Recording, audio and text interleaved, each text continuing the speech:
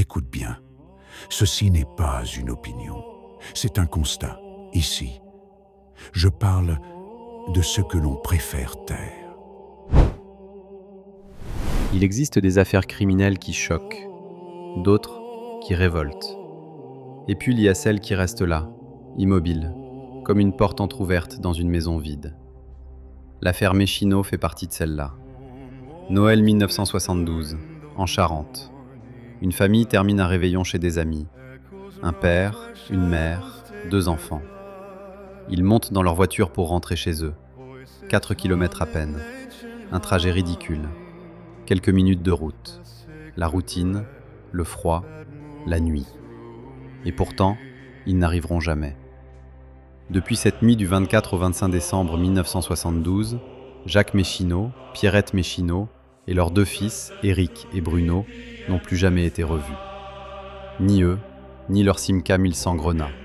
Rien.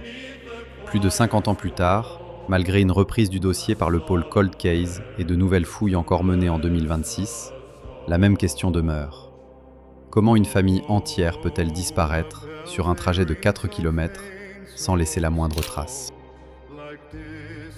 Chapitre 1. La dernière nuit. Le soir du 24 décembre 1972, les Méchineau réveillonnent chez des amis à Cognac, avant de reprendre la route vers leur domicile de Boutier-Saint-Trojan, une petite commune située à moins de 4 km. Les sources récentes s'accordent sur ce point, même si elles ne donnent pas toutes exactement la même heure de départ. TF1 évoque un départ vers 1h du matin, tandis que RTL parle plutôt de 2h30. Ce détail a son importance, parce que dans les affaires où il ne reste presque rien, chaque minute compte. Chaque témoin potentiel compte. Chaque lumière aperçue sur une route, chaque moteur entendu au loin, chaque souvenir flou peut devenir une pièce manquante. On imagine facilement la scène. La fête est terminée. Les enfants sont fatigués, peut-être déjà endormis à l'arrière.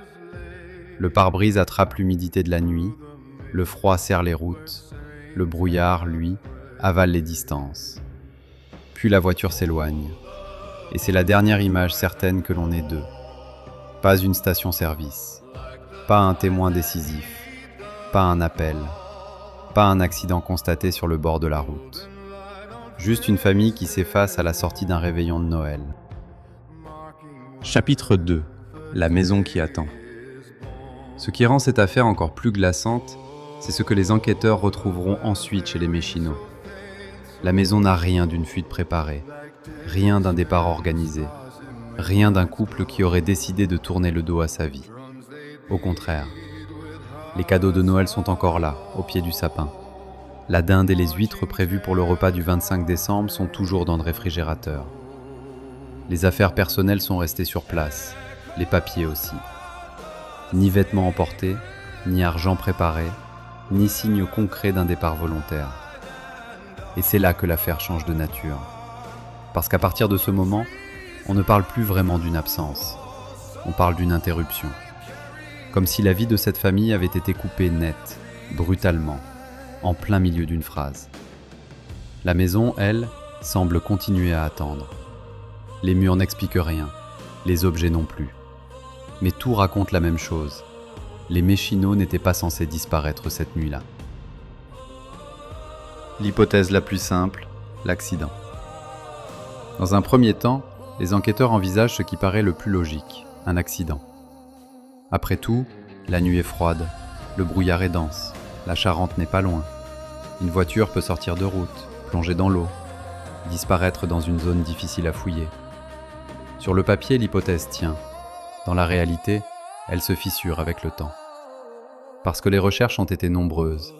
Au fil des décennies, des zones ont été fouillées, des plongeurs sont intervenus, des recherches techniques ont été relancées, et même en 2026, les enquêteurs continuent d'explorer la Charente et d'autres secteurs potentiels. Pourtant, la voiture n'a jamais été retrouvée. Or, dans ce dossier, tout ramène à elle. La voiture, c'est la capsule. La voiture, c'est la scène. La voiture, c'est peut-être la réponse. Tant qu'elle reste introuvable, l'accident reste possible. Mais il reste aussi incomplet. Comme une théorie qui marche, sauf quand on lui demande de produire une preuve. Chapitre 4. Les secrets de la famille. Puis l'enquête découvre un élément plus intime, plus fragile aussi. Un élément qui fait basculer le dossier dans une autre direction. Pierrette Méchineau avait un amant. Les articles récents citent un voisin, Maurice Blanchon, avec qui elle aurait entretenu une relation. Jacques aurait appris cette liaison peu avant la disparition selon plusieurs récits repris par la presse. À partir de là, une hypothèse prend forme. Et si cette disparition n'était pas un accident ? Et si cette nuit de Noël avait été le point de rupture d'un drame familial ? Un moment où la jalousie, l'humiliation, la colère ou le désespoir auraient tout emporté. C'est une piste évoquée depuis longtemps. Il faut rester net sur un point essentiel. Rien, à ce jour, ne permet de l'établir comme vérité. Il n'y a ni scène de crime identifiée, ni corps, ni aveu, ni élément matériel décisif permettant de conclure à un meurtre intrafamilial. L'autre possibilité, c'est l'intervention d'un tiers, quelqu'un de l'entourage, une rencontre, un piège, une violence venue d'ailleurs. Cette piste aussi a été regardée. La presse rapporte que des vérifications et des fouilles ont été relancées autour de certaines personnes ou lieux cités au fil du dossier, sans déboucher là encore sur une preuve décisive.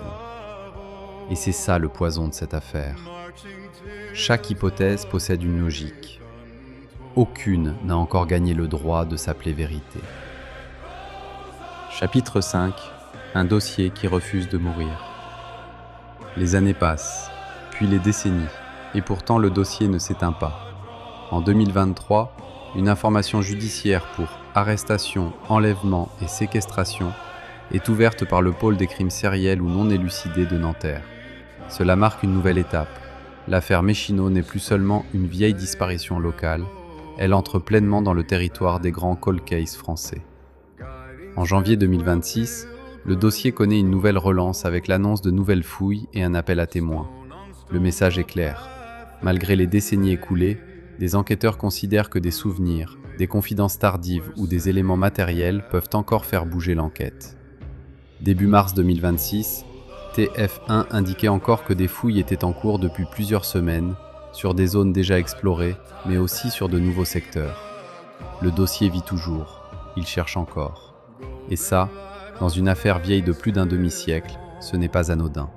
Cela veut dire qu'au fond, la justice considère qu'il reste quelque chose à trouver.